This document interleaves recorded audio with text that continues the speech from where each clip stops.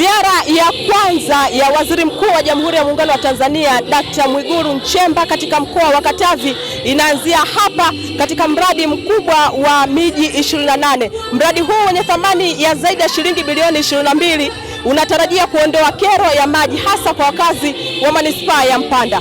Mimi ni Swaumu Katambo. Ukavuta bomba kwako kamaliza miezi na miezi, maji hayaji. Tunakuwa tunahangaika, tunaenda mambugani kutafuta visima, tunateka maji.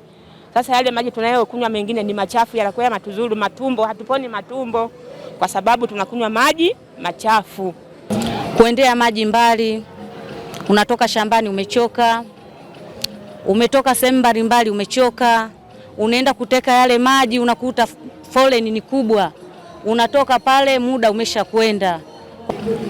Tuiombe serikali ikamilishe huu mradi kwa wakati. Ningeomba zaidi kwamba huu mradi kama utatufikia, mimi ninashukuru Mheshimiwa Waziri akija kufungua, mimi nitapendeza kwa sababu tulikuwa na hadha sana ngumu ya maji kama mlivyokuwa mnaona usumbufu.